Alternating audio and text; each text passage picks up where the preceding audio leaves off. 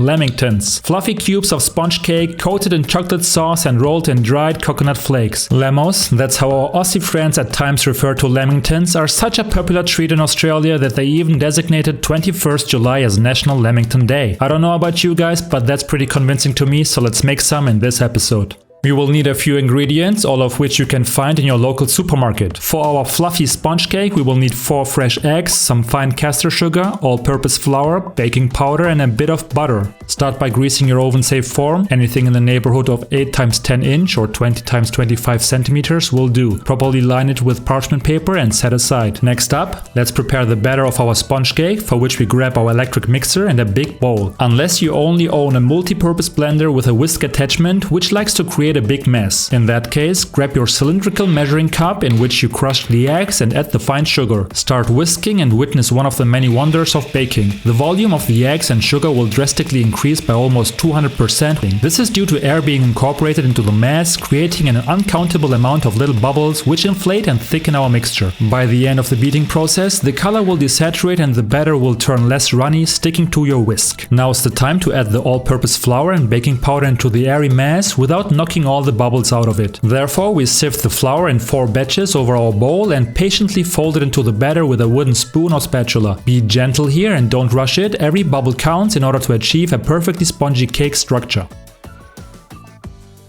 Great. If you also forgot to start preheating your oven before beating the batter, you want to do it now. In order for our cake to be less crumbly, we add some melted, unsalted butter into our batter. Also add a teaspoon of vanilla extract if you like, it's totally optional though.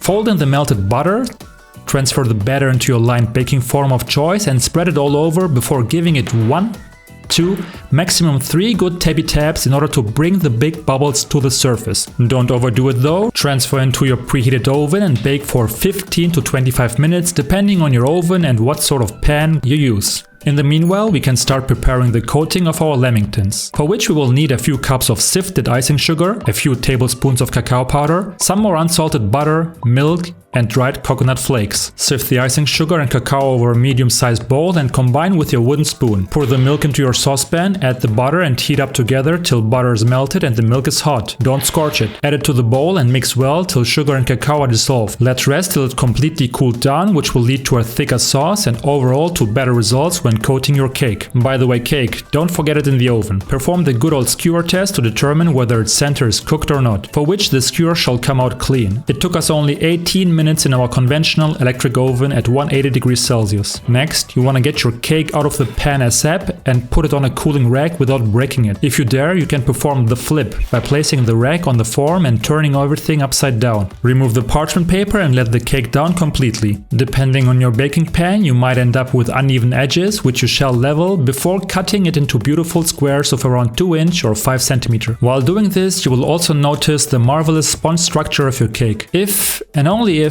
you didn't kill all the little air bubbles in preceding steps. You should end up with 20 more or less even pieces which are impatiently waiting for their cacao coating. So let's get 2 bowls in line, distribute 1/3 of the cacao sauce into one and desiccated coconuts into the other and start dipping our fluffy cake pieces in there. Coat them well in the sauce first, preferably use forks, elevate and let drain for a few seconds over the sauce ball before dropping them into the coconuts. Use a spoon or your hands to fully cover your cakes in white chocolate flakes and transfer your ready-to-eat Lamingtons on a rack to rest. This process can get a bit messy and it's important that you split the sauce and coconut into 2 to 3 batches in order for your Lamingtons to turn out beautifully. Also consider using a slightly bigger bowl for the coating of the coconut step. And definitely let the cacao sauce cool down before coating, which will lead to better results. Lastly, we notice a few recipes adding jam into the Lamingtons. This is not the traditional way, but we went for it anyways by slicing a few of our cakes in half and spreading some of our favorite cherry jam in between before coating them. And we gotta admit, they turn out great, so consider mixing things up here and surprise your taste testers. And that's pretty much it. You just created a bunch of tasty Lamingtons in your very own kitchen that are waiting for you to be enjoyed with your daily cup of tea or coffee. Store them in an airtight container and they can last for a few days, with the emphasis on can, for we ate them all in 24 hours.